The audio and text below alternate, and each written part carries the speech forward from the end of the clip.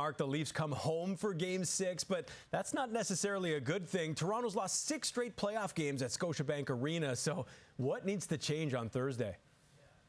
Yeah, they've lost 7 of 8 at home, dating back to the start of last year's playoffs. I thought the most telling part of the media availability today is when Coach Sheldon Keefe was asked by a local news reporter, what's it mean to be back home and having a chance to play in front of your loyal fan base again? And he said, quite honestly, it doesn't mean anything. Of course, they're happy to do that.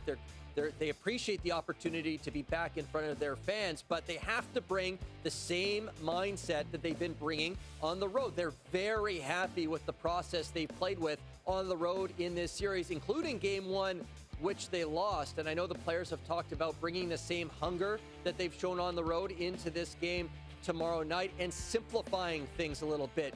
Keefe said, we cannot be looking to put on a show and impress anyone. We have to stick to what works. And I think you've seen when they've been at their best, they have put on their hard hat, put the puck behind the Boston Bruins defense, gotten in on the forward check, cycled the puck, and created opportunities that way. That will help them produce a little more offense in this series and help them play a more well-rounded game. 7 times they've been eliminated in the Austin Matthews, Mitch Marner era in the playoffs, and 5 of those eliminations have come on home ice. So they are really trying to turn this trend around, Glenn. Now, Bruins coach Jim Montgomery, he raised some eyebrows on Wednesday, saying he's, quote, still pissed about his team's performance and saying he doesn't understand or accept Boston's play from Game 5. Has the pressure dynamic changed in this series, Mark? Oh, I think there's no doubt it has. Usually the team facing elimination is facing the most pressure.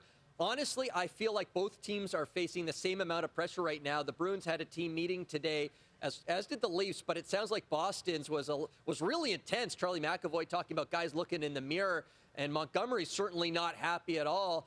And the ghosts that plagued the Leafs, there's ghosts that plagued the Bruins in the playoffs as well. They blew a 3-1 series lead last year. There's a lot of similarities in that series last year to this one that's playing out right now in terms of Boston coming home for Game 5 and losing in overtime with their coach making some lineup changes that did not work out. You know, Matt Grzelcyk comes into that game last night, and he's beaten by John Tavares on the play that leads to the overtime goal. I can tell you, being in Boston, you know, Jim Montgomery's taking some heat right now. The Leafs have changed their goalie. Joseph Woll played great last night. The Florida Panthers changed their goalie, and that helped turn this series around last year. And so there is a lot of pressure on this Boston Bruins team to not collapse again, and the Leafs are trying to capitalize on that. They have not shied away from that. Even before the Game 5 in Boston, they were talking about how they know Boston blew it last year, and maybe they can, you know, try and get the pressure on the Bruins, and that seems to be happening right now. No practice for the Leafs on this off day, but Austin Matthews, he was back on the ice. What can you tell us about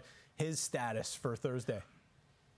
Well, Keefe was asked, is Matthews a possibility to play in Game 6? He said Austin Matthews skated, no update otherwise. So we're not getting much. They're being very secretive, as you might expect at this time of year. But I can tell you, he skated a lot longer today than he did yesterday.